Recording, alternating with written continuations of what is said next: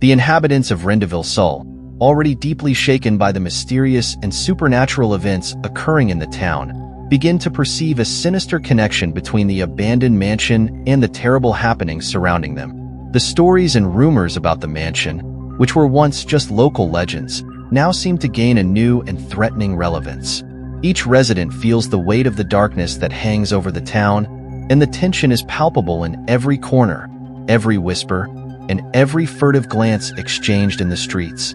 Determined to unravel the mystery and end the fear that plagues the community, a brave group of residents decides that the only way to put an end to the terrors is to confront the source of it all, the mansion. Gathering in secret, they plan an incursion into the place. Among the volunteers are Jack, the local pharmacist, Emma, the young and intrepid reporter for the town's newspaper, Paul, a former detective now retired, and a few other residents determined to protect their families and restore peace. With lanterns, tools, and hearts full of courage, the group heads to the mansion as night falls. The walk to the abandoned structure is marked by an unsettling silence, interrupted only by the sound of their cautious footsteps and the whispering wind among the trees. As they approach, the dark silhouette of the mansion becomes increasingly threatening, like a monolith of darkness raised against the night sky. Upon entering the mansion, the residents are immediately enveloped by an atmosphere of desolation and mystery. The walls are covered in cobwebs, and the inhabitants of Rendivill South, already deeply shaken by the mysterious and supernatural events occurring in the town, begin to perceive a sinister connection between the abandoned mansion and the terrible happenings surrounding them. The stories and rumors about the mansion, which were once just local legends, now seem to gain a new and threatening relevance. Each resident feels the weight of the darkness that hangs over the town, and the tension is palpable in every corner, every whisper, and every furtive glance exchanged in the streets. Determined to unravel the mystery and end the fear that plagues the community, a brave group of residents decides that the only way to put an end to the terrors is to confront the source of it all, the mansion. Gathering in secret, they plan an incursion into the place. Among the volunteers are Jack, the local pharmacist, Emma, the young and intrepid reporter for the town's newspaper, Paul, a former detective now retired, and a few other residents determined to protect their families and restore peace. With lanterns, tools, and hearts full of courage, the group heads to the mansion as night falls. The walk to the abandoned structure is marked by an unsettling silence, interrupted only by the sound of their cautious footsteps and the whispering wind among the trees. As they approach, the dark silhouette of the mansion becomes increasingly threatening, like a monolith of darkness raised against the night sky. Upon entering the mansion, the residents are immediately enveloped by an atmosphere of desolation and mystery. The walls are covered in cobwebs, and the air is heavy with the smell of mold and decay. The lantern light reveals dark corridors and doors that creak as they open, as if the house itself were protesting the intrusion. Exploring the narrow, echoing corridors, the group finds a room that stands out from the others. The door, though worn by time, is ajar and lets out a faint beam of light. Carefully, they push the door open and enter, discovering a disturbing scene. The room is filled with old documents and undelivered letters, many of which are addressed to deceased residents. The letters are organized in neat piles, each marked with names and dates. Some packages are partially open, revealing personal and macabre items. As they examine the contents of the room, the residents find documents dating back decades, containing dark secrets and confessions never revealed. Amidst the horror and fascination, they realize that many of these letters are from people who mysteriously disappeared or died under suspicious circumstances. The connection between the packages and the tragic events in the town becomes increasingly clear, and a growing sense of fear begins to grip everyone. At the center of the room, they find a large ancient book, its pages filled with disturbing writings and strange symbols. Paul, with his detective experience, examines the book more closely and uncovers a terrifying revelation. Marlowe is not just a simple postman, but a harbinger of death, tasked with delivering final messages and judgments to those whose souls are destined for eternal damnation. The documents reveal that Marlowe has been present at various tragic events over the years, always appearing before disasters occurred. As the group digests this terrible discovery, a sense of urgency and dread sets in. Marlowe's presence in the town is no coincidence but part of a relentless cycle of condemnation and judgment.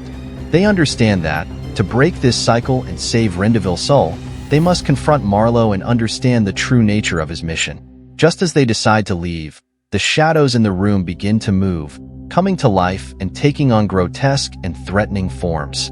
The group is attacked by these dark entities, which seem to emerge from the walls and the floor itself. With great effort and courage, they fight off the shadows, using their lanterns to temporarily repel the creatures. Determined to survive and bring the truth back to the town, the residents finally manage to escape the mansion, running back to Rendivill South with hearts racing and minds filled with horror. The revelation about Marlowe and his true nature weighs heavily on them, but it also gives them a renewed determination to fight the evil that haunts their town. Back in town, they gather with the other residents and share what they have discovered. The news spreads quickly, and the climate of fear and distrust increases even further. Everyone knows they must act quickly before Marlowe can claim more victims.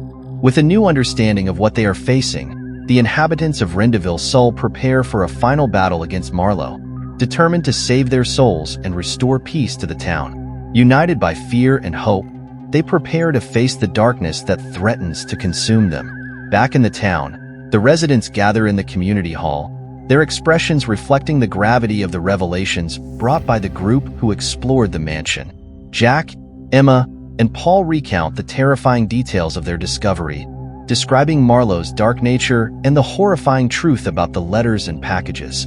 Every word spoken in the hall echoes in the heavy silence, heightening the sense of despair and urgency.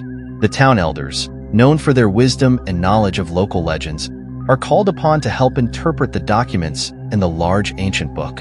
They confirm that the symbols and texts found are ancient and linked to rituals of condemnation and spiritual judgment. One of the elders, Donna Maria, tells a story passed down through generations about a dark pact made by the town's ancestors, meant to protect Rendivill South from calamities in exchange for lost souls. The group decides they need to find a way to break the evil cycle imposed by Marlowe. Gathering in small groups, they scour the town library and old archives for any clue or solution to confront and stop Marlowe. Nights are spent in vigils, as everyone tries to decipher the enigma before more lives are lost.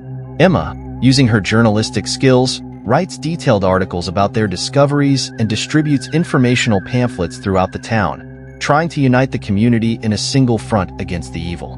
Families prepare, staying united and alert. The palpable tension is accompanied by a growing sense of determination and camaraderie among the residents. Meanwhile, Paul and Jack lead night patrols, keeping watch over Marlowe's movements and trying to anticipate his next steps. They realize that the only way to truly confront Marlowe is within the mansion itself, the heart of his malevolent operation. Finally, one night, the group decides it's time to confront Marlowe directly. Armed with lanterns, protective symbols, and fierce determination, they march towards the mansion under the full moonlight.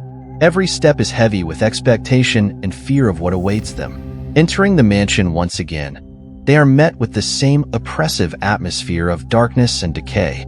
This time, however, they are prepared. They move forward with caution, ready to face the shadows and any other danger Marlowe might throw at them. Reaching the heart of the mansion, in the room where Sarah disappeared, they find Marlowe waiting for them. His dark figure is surrounded by dancing shadows, and his cold eyes observe each of the intruders. In a grave and threatening voice, Marlowe begins to speak about the ancient pact and the inevitability of the fate that everyone in the town faces. But the residents are not willing to accept this fate. Paul, with courage and determination, confronts Marlowe, demanding that he stop his evil actions. Marlowe laughs, a cold laugh that echoes through the walls, but the group's courage does not waver. They know they need to break the cycle and save their souls. With renewed strength, the residents begin to recite ancient prayers and incantations they learned from the elders. The lantern light seems to shine brighter, pushing the shadows back. Marlowe, realizing he is losing control, tries to fight, but is confronted by the unity and determination of the residents. In a final desperate effort, Marlowe summons all the shadows in the mansion to attack them. The ensuing battle is intense, with each resident fighting bravely against the forces of evil. Screams and whispers fill the room, and the atmosphere is charged with supernatural energy. At the climax of the battle, Emma, holding the large ancient book, finds a final spell that can seal Marlowe's fate.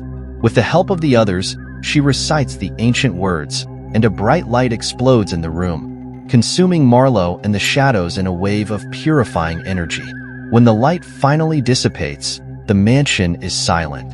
Marlowe is gone, and the shadows that surrounded him have vanished. The residents, exhausted but victorious, breathe a sigh of relief. They know they have faced a great evil and prevailed. Back in town, the news of the victory spreads quickly. Rendivill South, despite being marked by the traumatic events, begins to recover. The letters and packages are burned, and the mansion's documents are buried, symbolizing the end of an era of darkness. The residents return to their lives with a new sense of hope and unity.